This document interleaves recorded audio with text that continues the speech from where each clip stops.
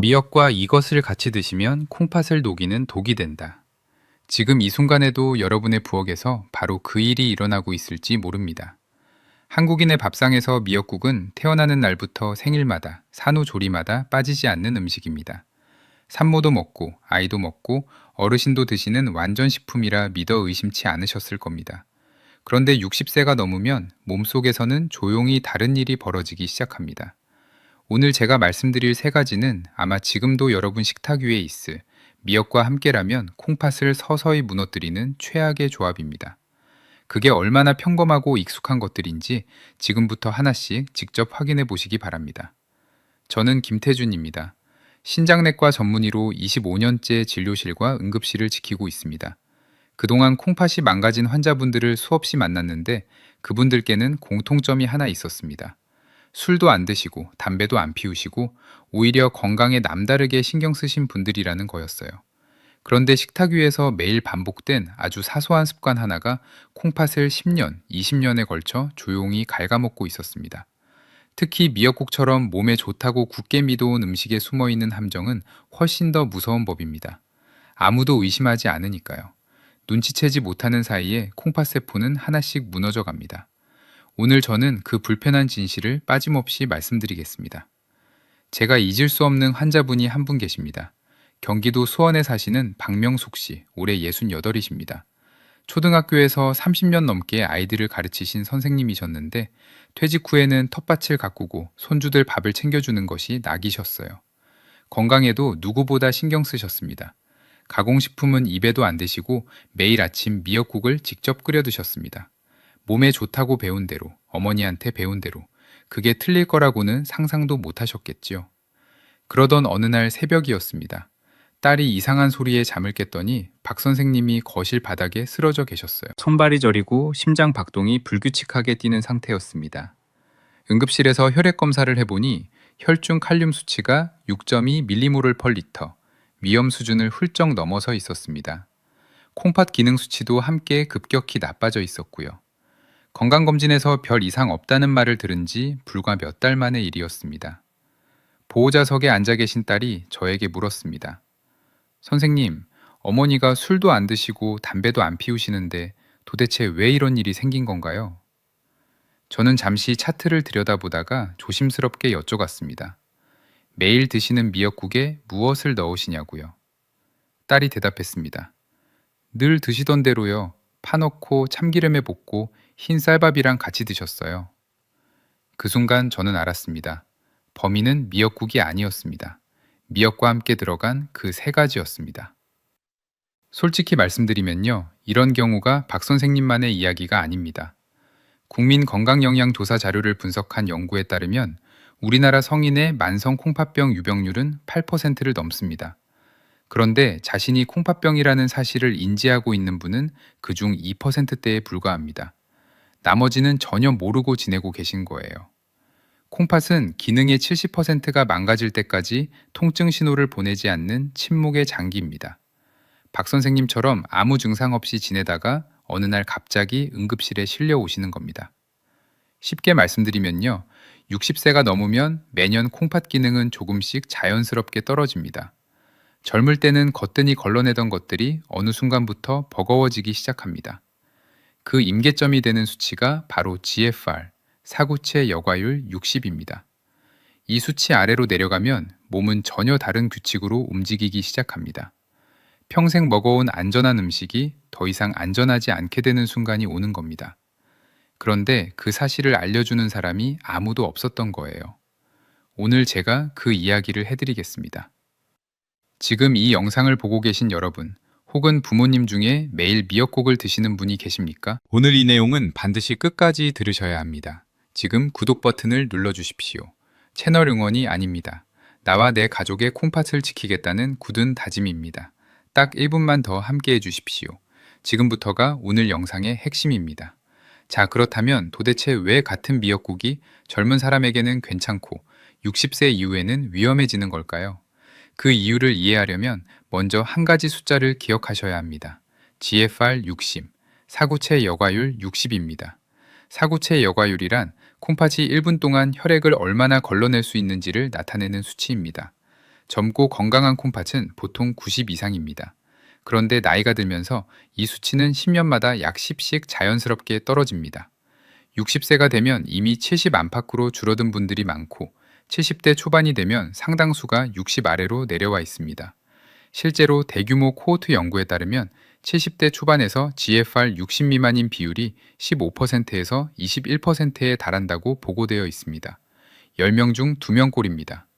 GFR이 60 아래로 내려가는 순간 콩팥은 완전히 다른 규칙으로 움직이기 시작합니다. 그 위에서는 조금 무리해도 버텨냅니다. 그런데 그 아래로 내려가면 평생 안전했던 음식들이 하나씩 부담으로 돌변하기 시작합니다. 미역과 함께 들어온 그 세 가지가 바로 그 부담이었습니다. 여기서 중요한 게 있어요.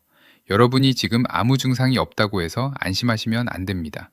콩팥은 70%가 망가질 때까지 통증 신호를 보내지 않는 침묵의 장기입니다. 피곤하다, 다리가 좀 붓는다, 소변 거품이 좀 는 것 같다. 이런 작은 신호들을 대부분 나이 탓으로 넘기십니다. 그 침묵 속에서 오늘도 콩팥 세포들은 조용히 무너지고 있을 수 있습니다. 그러면 오늘 제가 말씀드릴 세 가지 범인이 어떻게 그 과정을 가속시키는지 지금부터 하나씩 살펴보겠습니다. 첫 번째 범인은 칼륨입니다. 미역에는 칼륨이 상당히 많이 들어 있습니다. 건강한 분들에게 칼륨은 혈압을 낮추고 나트륨을 배출하는 고마운 미네랄입니다. 그런데 GFR 60 아래의 콩팥은 이 칼륨을 소변으로 내보내는 힘이 현저히 떨어집니다. 들어오는 칼륨을 제때 내보내지 못하면 혈액 속의 칼륨이 서서히 쌓이기 시작합니다. 이것을 고칼륨 혈증이라고 합니다. 혈중 칼륨 농도가 올라가면 어떻게 될까요? 처음에는 손발이 저립니다. 그 다음엔 근육에 힘이 빠지고요.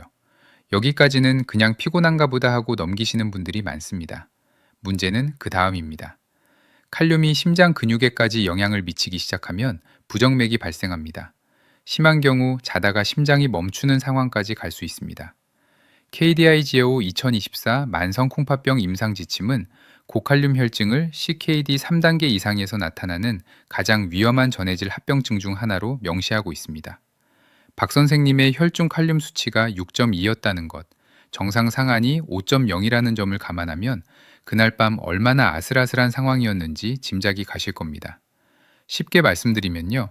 콩팥이 약해진 상태에서 전처리 없이 미역을 드시는 건 매일 조금씩 혈관에 과부하를 주는 행위와 같습니다. 한 번에 쓰러지는 게 아니라 조용히 쌓이다가 어느 날 갑자기 임계점을 넘어버리는 거예요. 박 선생님이 바로 그랬습니다. 그렇다고 미역을 끊으실 필요는 없습니다. 핵심은 조리 전 전처리입니다. 칼륨은 수용성 물질이라 물에 녹아 나옵니다. 마른 미역을 미지근한 물에 20-30분 이상 담가두되 중간에 물을 두세 번 갈아주시고 불린 미역은 끓는 물에 1분 정도 데쳐내십시오. 이때 담갔던 물과 데친 물은 반드시 버리셔야 합니다. 칼륨이 녹아든 물이거든요. 많은 분들이 미역 우린물이 좋다고 그 물로 국을 끓이시는데 오늘부터는 과감하게 버리십시오. 미역 건더기만 건져서 찬물에 헹군 뒤 사용하시면 됩니다. 두 번째 범위는 참기름입니다. 정확히는 고온에서 볶는 참기름이에요. 참기름 자체는 좋은 기름입니다. 불포화 지방산이 풍부하고 리그난이라는 항산화 성분도 들어 있습니다. 문제는 조리 방식입니다. 참기름의 발연점은 약 160도에서 170도 사이입니다. 그런데 우리가 냄비를 달구고 미역을 볶을 때 온도는 순식간에 200도를 훌쩍 넘어갑니다. 이 순간 참기름은 타기 시작하고 산화되면서 벤조피렌과 알데하이드 같은 물질이 생성됩니다. 그 고소한 냄새가 진동할 때 사실은 참기름이 변질되고 있는 겁니다. 이렇게 생성된 물질들은 국물에 그대로 녹아들고 우리가 그 국물을 마시면 혈액을 타고 온몸을 돌다가 콩팥 사고체로 모여듭니다. GFR 60 아래에 지친 사고체에게 이 물질들은 만성적인 염증 부하가 됩니다. 한 번에 큰 문제가 생기는 게 아닙니다. 매일, 매주, 몇 년에 걸쳐 조금씩 사고체 세포를 손상시키는 거예요. 증상이 없으니 아무도 모릅니다. 그래서 더 무섭습니다. 해결책은 간단합니다. 참기름을 끊으실 필요가 없습니다. 순서만 바꾸시면 됩니다. 불을 끄고 나서 그릇에 담기 직전에 참기름을 한 방울 둘러주십시오. 열이 없는 상태에서는 산화가 일어나지 않습니다. 리그난 같은 좋은 성분은 그대로 남고 독성 물질은 만들어지지 않습니다. 고소한 향도 오히려 더 살아납니다. 더 나아가 들기름으로 바꾸시면 더 좋습니다. 들기름은 식물성 기름 중에서 오메가3 함량이 가장 높은 기름입니다. 오메가3는 콩팥의 만성염증 수치를 낮추는 데 도움이 됩니다. 단, 들기름도 반드시 불 끄고 마지막에 넣으셔야 합니다. 이것만 기억하시면 됩니다. 볶지 마시고 마지막에 둘러주십시오. 세 번째 범위는 흰쌀밥, 특히 미역국에 말아서 드시는 습관입니다. 잠깐만요.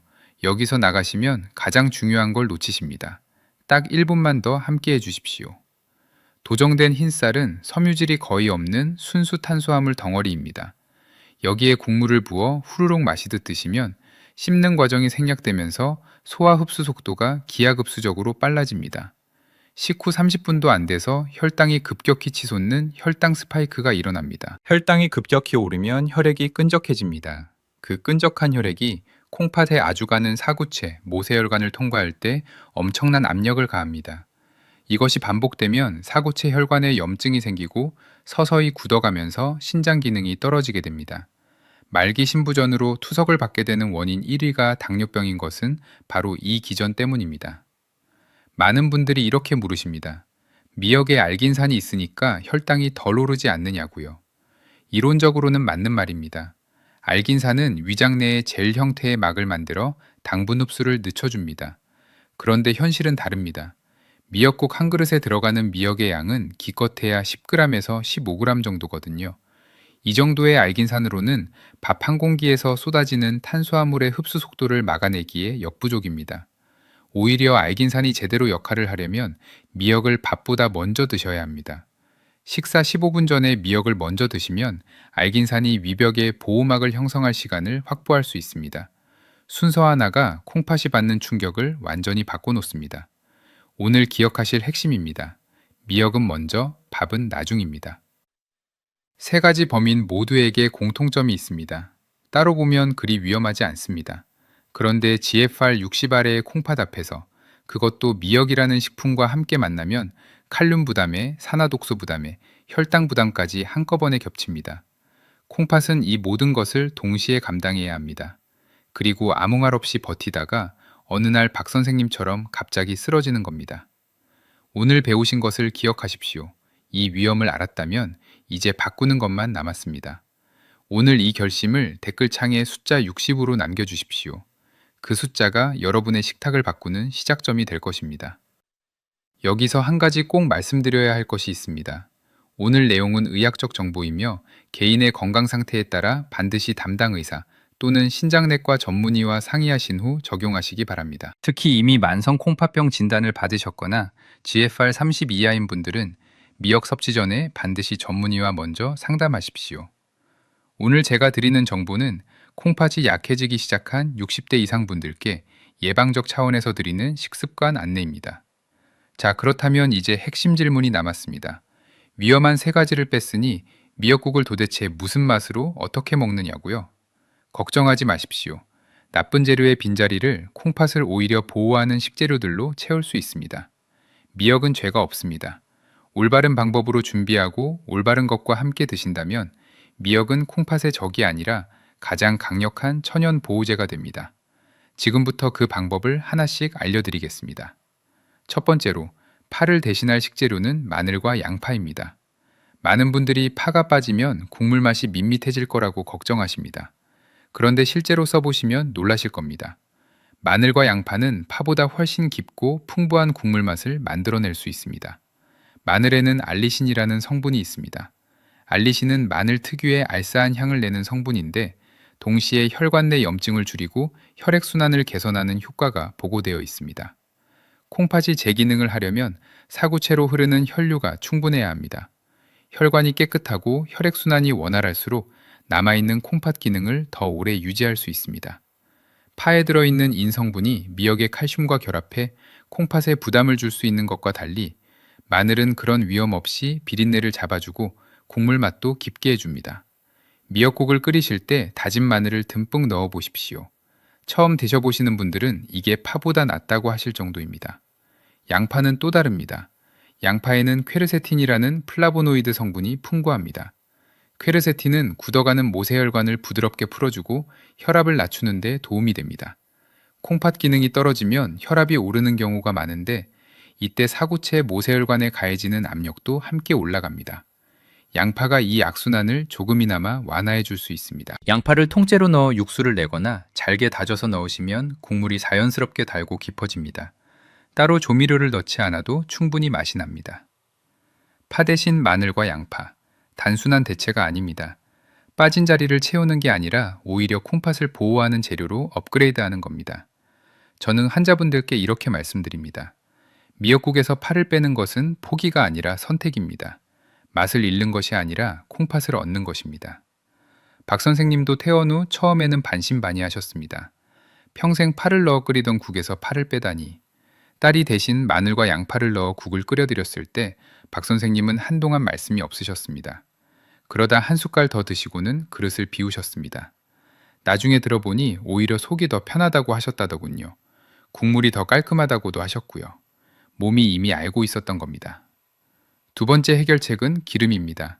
고온에서 볶는 참기름 대신 들기름으로 바꾸시되 반드시 불을 끈 뒤 마지막에 넣는 방식으로 사용하십시오. 이 원칙은 들기름이든 참기름이든 똑같이 적용됩니다. 기름은 열을 만나면 산화됩니다.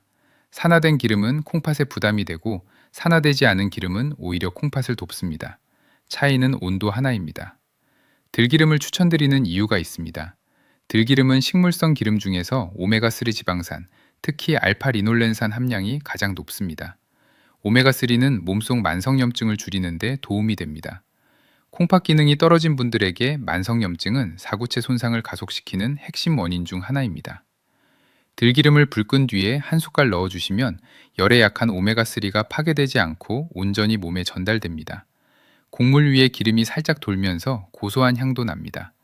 참기름의 고소함과는 다른 좀 더 구수하고 부드러운 향이에요. 여기서 한 가지 더 말씀드릴 것이 있습니다. 미역 자체에 들어있는 후코이단이라는 성분에 대해서입니다. 후코이단은 갈색 해조류에서 발견되는 황산화 다당류입니다. 갈색 해조류를 수천 년간 약재로 사용해온 동아시아 전통의학에서는 미역을 신장 부종 치료에 써왔는데 현대 연구가 그 이유를 조금씩 밝혀내고 있습니다. 15년간의 임상 연구를 정리한 논문에 따르면 후코이단은 콩팥 혈류량을 늘리고 크레아티닌 수치를 낮추며 사구체 경화증을 억제하는 효과가 확인되었습니다. 중국에서는 이 성분을 기반으로 한 약품이 신장질환 치료제로 정식 승인까지 받았습니다. 물론 식품으로 섭취하는 미역과 고농도 추출물을 동일하게 비교할 수는 없습니다. 하지만 올바르게 전처리한 미역을 꾸준히 드시면 이 성분을 안전하게 섭취할 수 있고 콩팥에 도움이 될 가능성이 과학적으로 뒷받침되고 있습니다. 결국 기름 한 가지를 바꾸고 넣는 순서 하나를 바꾸는 것만으로도 미역국은 완전히 다른 음식이 됩니다. 콩팥을 공격하던 산화독소는 사라지고 미역이 본래 가진 후코이단의 보호 효과는 그대로 살아남습니다. 작은 변화가 만들어내는 큰 차이입니다. 세 번째 해결책은 흰 쌀밥의 빈자리를 채우는 것입니다. 밥이 빠르게 흡은 쌀밥의 빈자리를 채우는 것입니다. 밥이 없으면 허전하다고 느끼시는 분들 충분히 이해합니다. 한국 사람에게 밥 없는 식사는 식사가 아니니까요. 그런데 여기서 발상을 살짝 바꿔보시면 어떨까요? 밥을 줄이는 게 아니라 콩팥에 부담 없이 포만감을 채워주는 다른 것으로 대신하는 겁니다. 그 최선의 선택이 바로 두부입니다. 두부는 콩팥이 약해진 분들에게 이상적인 단백질 공급원입니다. 고기를 드시자니 인과 요산 수치가 걱정되고 안 드시자니 근육이 빠져 힘이 없어지는 딜레마. 두부가 그 사이를 메워줍니다. 두부는 콩팥에 부담을 주는 독소가 거의 없는 순수한 식물성 단백질입니다. 여기에 더해 두부에 들어있는 사포닌과 이소플라본 성분은 콩팥 혈관의 노화를 늦추고 굳어가는 모세혈관을 부드럽게 만드는 항산화 역할을 합니다. 미역국을 끓이실 때 두부를 숟가락 등으로 으깨서 듬뿍 넣어 보십시오. 몽글몽글한 식감이 포만감을 주고 미역의 알긴산과 두부의 단백질이 함께 작용하면서 노폐물 흡착과 세포 복구라는 이중 효과를 기대할 수 있습니다. 그리고 이것이 어쩌면 오늘 영상에서 가장 중요한 팁일 수 있습니다. 바로 먹는 순서와 시간입니다. 미역을 식사 15분 전에 먼저 드십시오. 아까 잠깐 말씀드렸지만 이 15분이라는 시간에는 과학적인 근거가 있습니다. 미역의 알긴산은 위장 안에서 젤 형태의 얇은 보호막을 형성합니다. 이 막이 만들어지는데 대략 15분이 걸립니다. 이 보호막이 형성된 상태에서 밥이나 반찬이 들어오면 어떻게 될까요? 당분과 지방이 위벽에 바로 흡수되지 못하고 알긴산 젤에 감싸여 천천히 소장으로 이동합니다. 덕분에 식후 혈당이 급격히 오르는 것을 막아주고 콩팥으로 한꺼번에 몰려드는 부담도 분산됩니다. 콩팥 앞에 완충제를 하나 더 설치하는 것과 같은 원리입니다. 단, 위장이 약하신 분들은 빈속에 차가운 미역을 드시면 속이 불편하실 수 있습니다. 그럴 때는 따뜻하게 데친 미역 소량을 드시거나 미지근한 물 한 잔과 함께 드시면 됩니다. 중요한 것은 순서입니다. 미역 먼저, 그 다음 밥과 반찬입니다. 마지막으로 한 가지 더 추가하겠습니다. 식초입니다. 미역 초무침으로 드실 때 식초를 활용하시면 효과가 배가 됩니다. 식초의 유기산 성분은 탄수화물이 당으로 전환되는 속도를 늦춰 혈당 지수를 낮추는 데 도움이 됩니다. 데쳐낸 미역에 식초, 아주 적은 양의 설탕, 다진 마늘을 넣어 조물조물 묻혀서 식사 15분 전에 먼저 드십시오. 식초가 혈당의 브레이크 역할을 하고 미역이 위벽 보호막을 만들어주는 이 두 가지가 동시에 작동하면 콩팥이 받는 충격은 눈에 띄게 줄어듭니다. 오늘 배우신 내용을 한번 정리해 드리겠습니다. 미역과 절대 함께 드시면 안 되는 세 가지, 파, 고온의 참기름, 흰 쌀밥 말아먹기, 그리고 대신 해야 할 세 가지, 마늘과 양파로 바꾸기, 불 끈 뒤 들기름 한 숟갈, 미역을 식사 15분 전에 먼저 먹기. 여기에 두부를 함께 넣고 가능하다면 미역 초무침으로도 드셔보십시오. 한 가지 더 강조하겠습니다. 오늘 말씀드린 것 중에서 절대 하시면 안 되는 실수가 있습니다. 미역을 담갔던 물, 데쳤던 물로 국을 끓이는 것입니다. 많은 분들이 그 물이 더 영양가 있다고 생각하고 사용하십니다. 하지만 그 물에는 미역에서 빠져나온 칼륨이 녹아 있습니다. GFR 60 아래의 콩팥에게 그 물은 독입니다. 반드시 버리십시오. 이것 하나만 기억하셔도 오늘 영상을 보신 보람이 있습니다.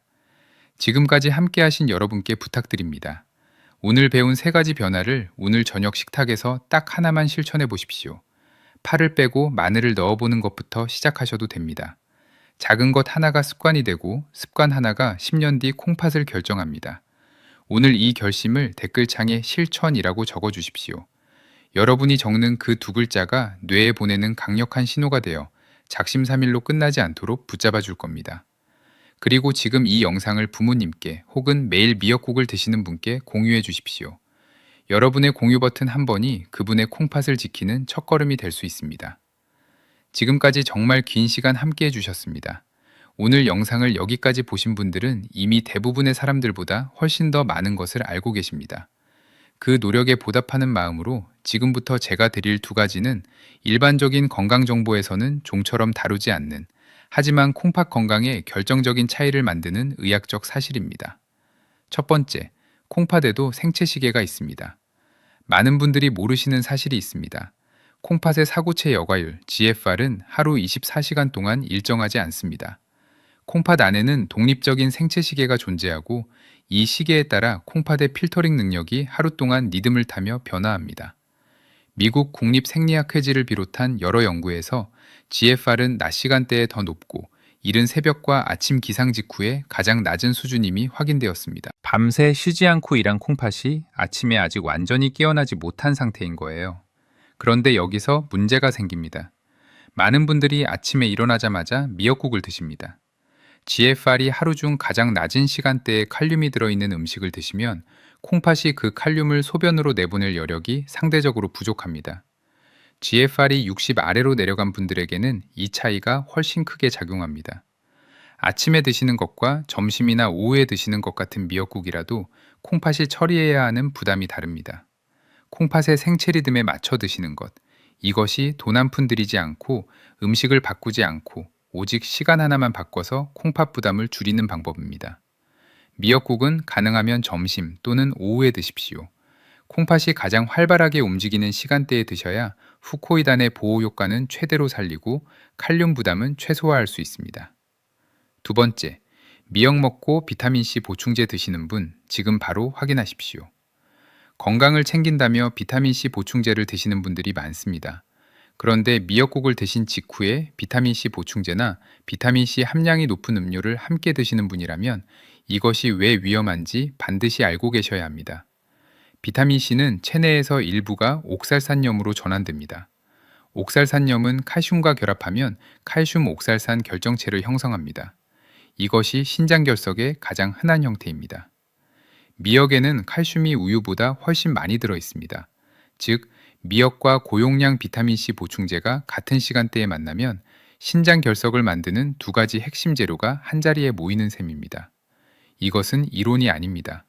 스웨덴에서 2만 3천여 명의 남성을 11년간 추적한 연구에서 비타민C 보충제를 복용한 그룹은 신장결석 발생 위험이 그렇지 않은 그룹보다 2배 높았다는 결과가 나왔습니다. 또한 2024년 체계적 문헌고찰 및 메타 분석에서는 비타민C 보충제 복용 후 24시간 소변의 옥살산 배출량이 기준치 대비 통계적으로 유의미하게 증가했음이 확인되었습니다. 돌을 형성하는 사람이든 아닌 사람이든 구분 없이 동일하게 나타난 결과였습니다. 중요한 것은 음식에서 자연스럽게 섭취하는 비타민C는 이 정도의 위험을 만들지 않는다는 겁니다. 문제는 보충제, 특히 500mg 이상의 고용량 보충제입니다.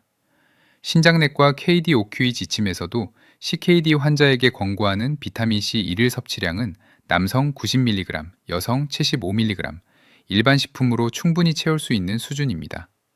오늘부터 이렇게 하십시오. 비타민C 보충제를 드신다면 미역국 식사와 최소 2시간 이상 간격을 두십시오. 그리고 고용량 보충제 대신 제철 채소와 과일로 비타민C를 채우십시오. 피망 반개, 브로콜리 한 줌이면 하루 필요량을 충분히 넘깁니다. 같은 비타민C라도 음식에서 오면 콩팥을 돕고 보충제로 과하게 들어오면 콩팥에 돌을 만들 수 있습니다. 이 차이를 아는 것이 진짜 건강 지식입니다. 콩팥의 생체 리듬과 비타민C의 역설. 이 두 가지를 아는 분과 모르는 분의 콩팥 건강은 10년 후에 확연히 달라질 수 있습니다. 의사 진료실에서는 환자가 너무 많아서 이런 세세한 생활 지침까지 일일이 설명해 드리기 어렵습니다. 그래서 저는 오늘 이 자리에서 말씀드린 겁니다. 이 두 가지를 꼭 냉장고에 붙여두십시오. 미역국은 아침보다 점심, 비타민C 보충제는 미역국과 2시간 간격, 어렵지 않습니다. 기억하기 어려우시다면 오늘 댓글창에 생체 리듬이라고 적어주십시오. 그 한 단어가 오늘 배운 것을 뇌에 새기는 닻이 되어줄 겁니다. 그리고 한 가지 더 부탁드립니다. 지금 이 영상을 주변에 공유해 주십시오. 매일 아침 미역국을 드시고 비타민C 보충제까지 챙겨 드시는 부모님이 계십니까?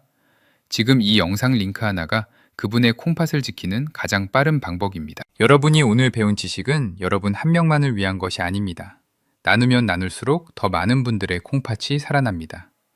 사실 저는 오늘 이 두 가지 내용을 처음에는 영상에 넣을까 말까 고민했습니다. 너무 전문적인 내용이라 어렵게 느껴지실까 봐서였습니다. 그런데 끝까지 함께 해주신 여러분은 이미 그 준비가 되어 있는 분들이라는 걸 알기에 용기를 내어 말씀드렸습니다. 생체시계와 옥살산, 어려운 단어이지만 실천은 간단합니다. 먹는 시간을 조금 바꾸고 보충제 먹는 시간을 조금 미루는 것뿐입니다. 지식이 힘이 되는 순간은 실천으로 이어질 때입니다. 오늘 배우신 내용이 내일 여러분의 식탁에서 살아 숨쉬기를 바랍니다. 박 선생님은 6개월 뒤 외래 진료실에 혼자 걸어 들어오셨습니다. 혈중 칼륨은 정상 범위로 돌아왔고 크레아티닌도 안정됐습니다. 콩팥은 침묵의 장기이지만 올바른 습관 앞에서는 조용히 그리고 분명하게 반응합니다. 비싼 약이 아닙니다. 식탁이 바뀌면 콩팥이 바뀝니다. 진찰실 문을 나서시면서 딸에게 전화를 거셨습니다. 오늘 저녁은 내가 미역국 끓일게. 이번엔 제대로.